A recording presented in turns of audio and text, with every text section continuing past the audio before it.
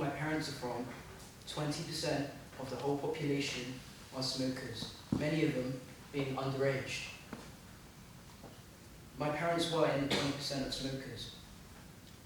My dad was the one who unfortunately lost his life to it. This is due to the fact that he began smoking before his body got the chance to fully develop.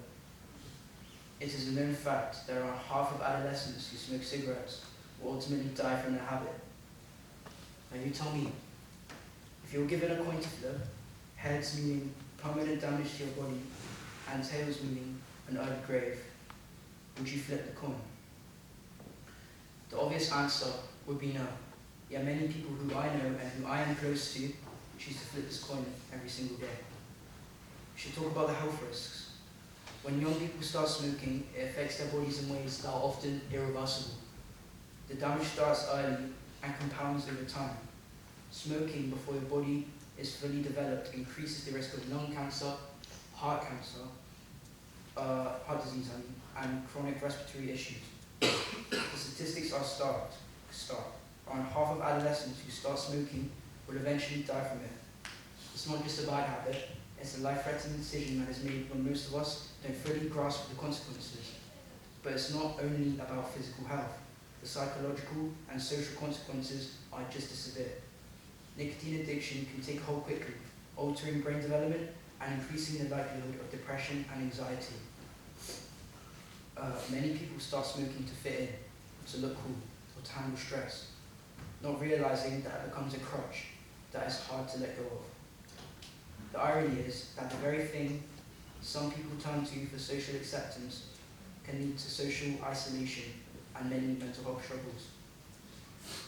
Let's also consider the economic impact. Smoking isn't cheap. For a teenager, the money spent on cigarettes could be towards education, hobbies, or saving for the future.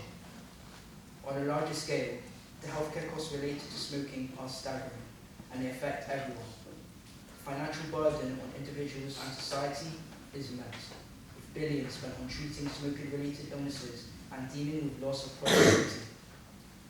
Advertising plays a big role in all of this. Smoking companies know how to make smoking look appealing, targeting young people with images of freedom, rebellion, and sophistication. Seeing celebrities, influencers, and even peers smoking